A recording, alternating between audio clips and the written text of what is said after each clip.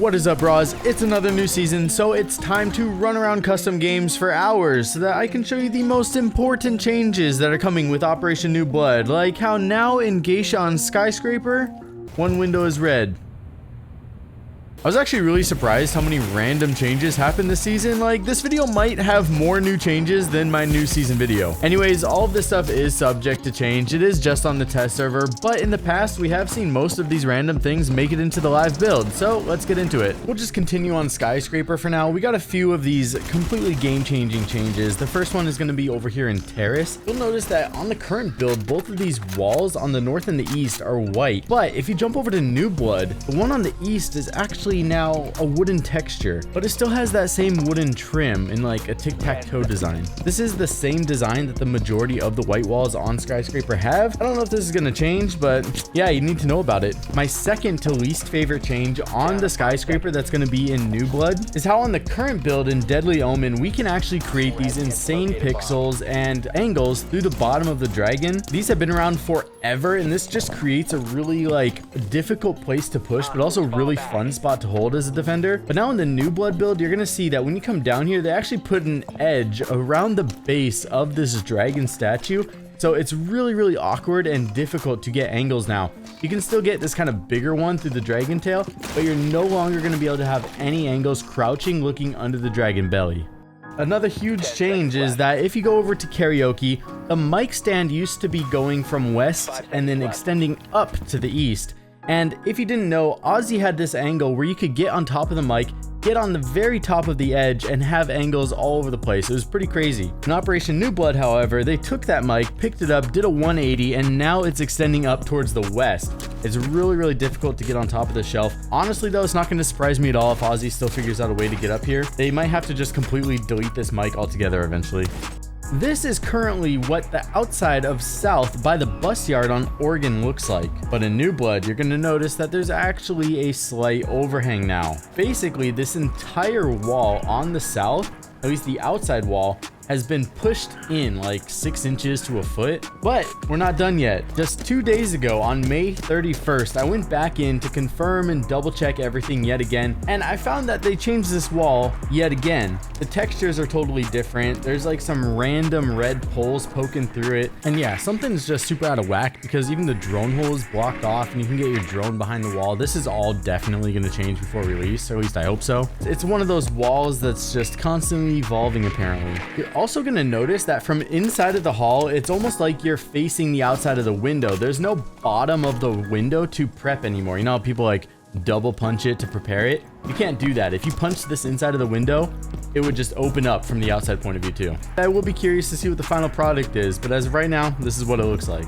Now, you probably noticed, especially because I said so, but that wall was moved in about 6 inches to a foot. So when you go inside of Shower Hall now, you're gonna notice that it is much tighter. It's a much smaller hall now. I guess it just makes the hall harder to push. I don't know why they would do it or what the reasoning is. There's probably a legitimate reason, but yeah, super random. All of those changes with that wall in the south was very random. It had me concerned for the famous small tower spawn peak, but I am happy to report this one does still work. You can spawn peek straight through the main gate.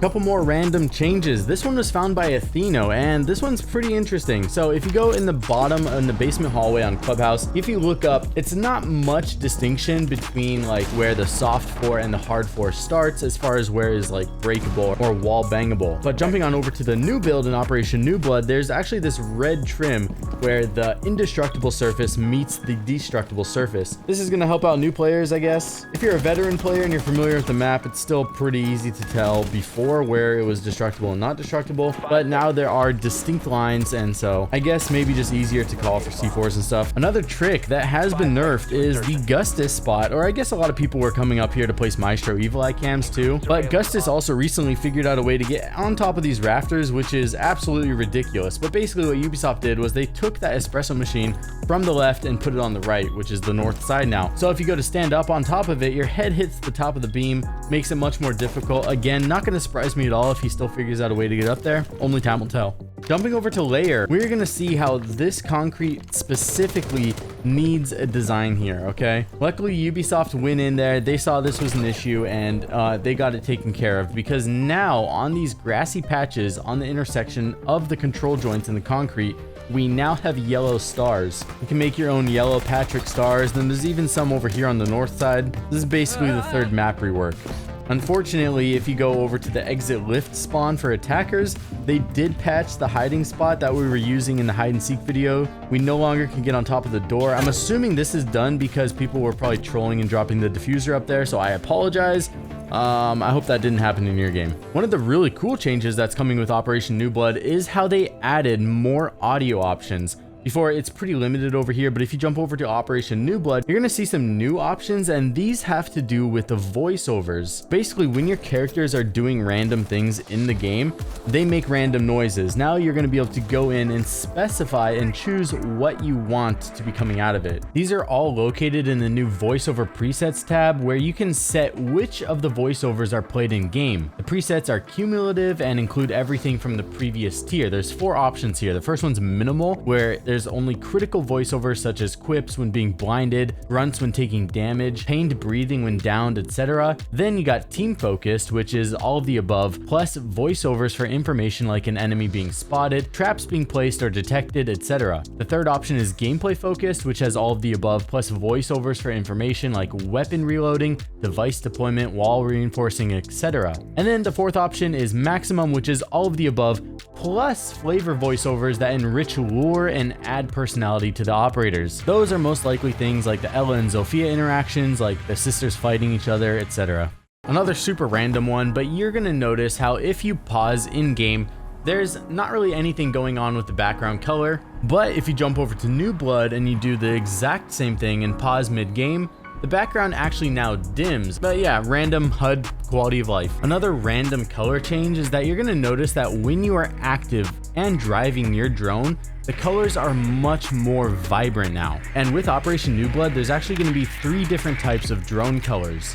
Here you can see how before on the current live build of Operation Deadly Omen, it's much more dimmed and dull, looks a lot more similar to when you're actually in the first person view. If you're actively driving it, it's gonna be super vibrant, you can tell like things are going on. The second option is if you are spectating somebody else's drone and you have partial control of it because they are not on it, it's gonna have a desaturated color, but not super vibrant like when you're in full control. Then the third option is if it's black and white, it means that you have no control. You're literally just spectating somebody else controlling their own drone and moving it around. Besides that, another random visual change is that Stadium Bravo is getting a new screen for when you select it in custom games. Colors actually don't seem too much different, just kind of random, but you will notice that when you are in game on Stadium Bravo, the colors are different. Most noticeably, you can tell this difference when you're running around outside of the map. On the inside, it's a little bit more difficult to tell. But yeah, random quality of life lighting upgrade for this map that I don't believe that they posted about. Besides that, other random UI changes is a new UI for when you're going into the versus AI playlist, especially how they have the matchmaking option on the left now versus before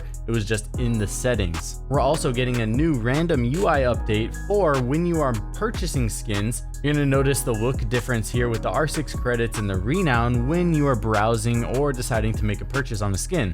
This one Ubisoft did end up posting about in the patch notes, but it's a random change that not a lot of people realize. Basically, the AK now is going to have attachment options. Now you're going to be able to put a vert grip on it if you want, or a couple other options. Besides that, I did think that this was worth showing off. This is the new detailed weapon stats. You're going to be able to see the breakdowns for firepower, accuracy, difficulty displays, max capacity for bullets. I did notice that it wasn't actively changing when I was testing the different attachments. I'm assuming that's going to be fixed for when this actually goes live, because that will actually be helpful to see specific numbers for what attachment you're selecting. Another random change that you might notice is that on the current build, the extended barrel does not do anything as far as the ADS time, but on Operation New Blood, the extended barrel actually slows the ADS time only by 0.06, very minimal, but random change I didn't see mentioned elsewhere. When you're going for a rappel, you're now going to be able to hold the rappel button and sprint towards a wall to immediately get on it.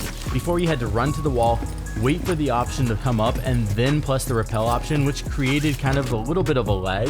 You could kind of pre-fire the repel button if you were ready for it, but you know how, especially when you see new players, they kind of like run at the wall, look at it, wait, and then press the repel button. Now you're going to literally be able to hold the repel button and sprint towards a wall, go up it or down. Besides that, you are going to be able to now pick up drones from repel, which is a very good quality of life change.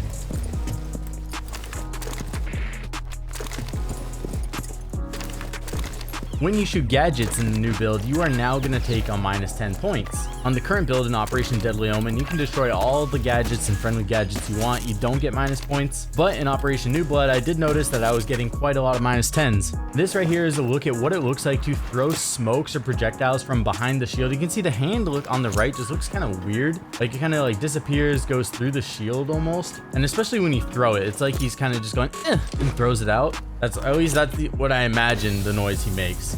Versus now in Operation New Blood, we actually got kind of a nice animation. He pulls out the smoke, holds it doesn't look like it's going through anything, and then you can actually see like a distinct throw around the right. Another change with shields is that they did get a slight nerf. You're gonna see here the comparison with ADS times. On Operation Deadly Omen, you can ADS at a decent speed, but with Operation New Blood, that is gonna be slowed no matter what weapon you are using.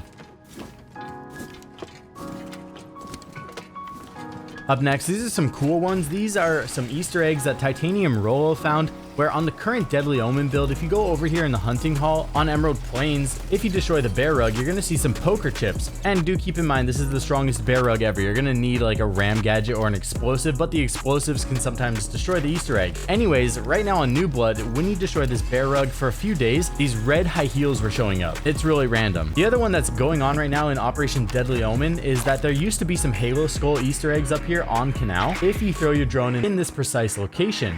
As of right now, there's actually nothing up there, but if you go over on the New Blood build, there are now poker chips. So the poker chips moved from Emerald Plains and now they're up here on Canal. And it was like that for a few days, but if you go up there right now, as of today, put your drone in the same spot, now there's like a glass martini up here. So there's like an actively revolving Easter egg that's going on with the test server.